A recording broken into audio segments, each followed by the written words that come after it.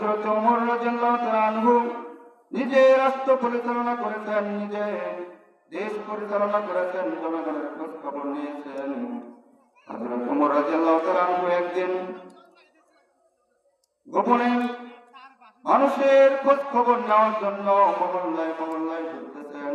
হঠাৎ করে এক সময় এক বাড়ি থেকে দেখা যায় এক ব্যক্তি, যুবক ব্যক্তি ঘর থেকে বের হয়, আবার ঘরের মধ্যে প্রবেশ করে। ওমর রাদিয়াল্লাহু তাআলা আনহু বললেন, এই লোক এমন করে কেন? একবার ঘরের ভিতরে যায়, একবার বাইরে আসে, আবার ঘর থেকে মহিলা মানুষের কান্নার আওয়াজ শোনা যায়। কি ব্যাপার? এই লোকের চরিত্র কি খারাপ? কেন এইরকম করে? হযরত ওমর রাদিয়াল্লাহু তাআলা আনহু ছদ্মবেশ নিয়ে যুবকের জামা ধরে বলতেছে, যুবক, তুমি একবার ঘরের ভিতরে প্রবেশ করো, আবার ঘরের ভিতর থেকে বাহিরে আসো, আবার ঘর থেকে মহিলা মানুষের কান্নার আওয়াজ শোনা যায়। কেন? কি ব্যাপার? তুমি কি করেছো? ওই যুবক বলে, ও ভাই, কে আপনি? আমি চিনি না, আমি জানি না, কিন্তু আমি কি বলবো, দুঃখের বিষয়, আমার বাড়িতে কোনো মহিলা মানুষের ব্যবস্থা নাই। আমার ওয়াইফ, আমার স্ত্রী গর্ভবতী, বাচ্চা ডেলিভারির সময় হয়ে গিয়েছে, প্রসব বেদনায় কান্না করতেছে। আমি পুরুষ মানুষ কি করব খুঁজে পাচ্ছি না। সেই জন্য একবার ঘরের বাইরে যাই, একবার ঘরের ভিতরে প্রবেশ করি।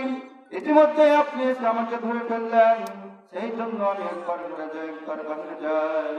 হযরত ওমর রাদিয়াল্লাহু তাআলা আনহু বললেন, ও ভাই, তুমি দাঁড়াও, আমি তোমার জন্য ব্যবস্থা করতেছি।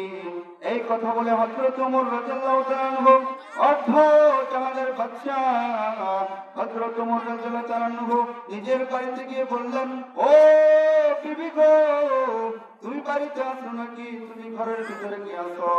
বিবি বললেন, ও আমার প্রাণের স্বামী গো, আমি ঘরেই আছি। বলতেছেন, ও আমার বিবি, আল্লাহ রাব্বুল আলামিন জান্নাত বিক্রি করে দিবে, তুমি কি জান্নাত ক্রয় করতে চাও? বিবি বললেন, হ্যাঁ স্বামী গো, আমি অবশ্যই জান্নাত ক্রয় করতে চাই। এবার বিবিকে নিয়ে ওই প্রসব বেদনা মহিলার বাড়িতে চলে গেলেন।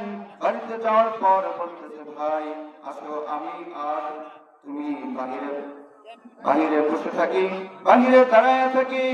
এই মহিলাটা যাওয়ার পর তারপরে আপনার ওয়াইফের বাচ্চা ডেলিভারি কাজে সাহায্য করবে, সহযোগিতা করবে। এই কথা বলার সাথে সাথেই সুন্দর করে একজন বাচ্চার স্ত্রী নিজের হাতে জনগণের ওয়াইফের বাচ্চা ডেলিভারি কাজে সহযোগিতা করে। কিন্তু পুরা কখন আমরা মুসলমান, আমাদের দেশ স্বাধীন হয়েছে 55 বছর পার হয়ে গেল, এখন পর্যন্ত এমন কোন নেতা পেলাম না যেই নেতা মানুষকে সৎ কাজের আদেশ দেয়, অসৎ কাজ থেকে মানুষকে বিরত রাখে, বলুন ঠিক কিনা? অথচ সাহাবায়ে কেরামের চরিত্র কি ছিল? ও আল্লাহর পয়গম্বরের গোলাম। সেই জন্য আমি বলতে চাই, প্রত্যেকটা মানুষকে, প্রত্যেকটা প্রতিনিধিকে, প্রত্যেকটা ক্ষমতাশালী ব্যক্তিকে এমন হতে হবে, আমি মেম্বার, আমি এমপি, আমি মন্ত্রী, আমার জনগণ কোন অভাব অনটনে পড়ে আছে, তাদের খোঁজ খবর নিতে হবে। তা না হলে আল্লাহ বললেন, আমি এক শ্রেণীর লোককে দুনিয়ায় পাঠাবো, যারা অসৎ কাজের থেকে মানুষকে ফিরে রাখবে, সৎ কাজের আদেশ দিবে। এই শ্রেণীর লোক কিন্তু আমরা হতে পারবো না।